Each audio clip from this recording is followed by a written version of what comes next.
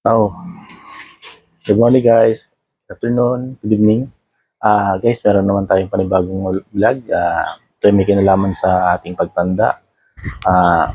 Kung tayo guys ay mga 60 to 70 years old, may mga bagay tayo na dapat na huwag nang sabihin o maging sekreto na lamang patungkol sa ating mga anak. Ito guys ang pito sa mga sekreto na dapat din na natin binabahagi pa sa kanila.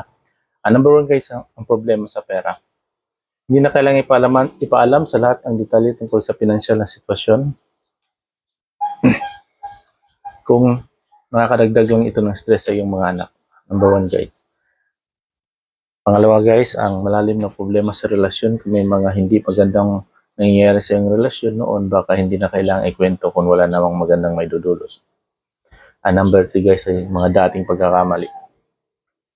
Hindi na kailangang sabihin ang lahat ng maling desisyon sa buhay kung wala naman aral na napupulot ng iyong mga anak rito. Number 4 guys is mga sakit na tinatago. Depende to guys sa mga sitwasyon, pero kung hindi naman critical, minsan mas mabuting huwag na ikabahala ng mga anak ng maliliit na karamdaman.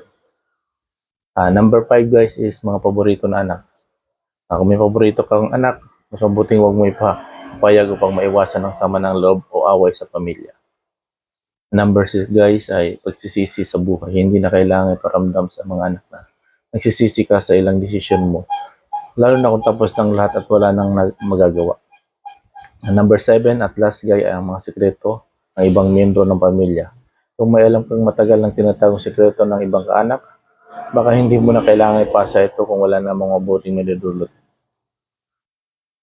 Ayan guys ang pito na dapat ay hindi na natin pinapaalam sa ating mga anak na tayo ay 60 at 70 na.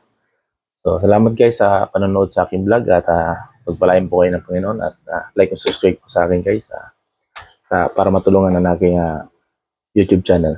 Thank you guys. Bye-bye.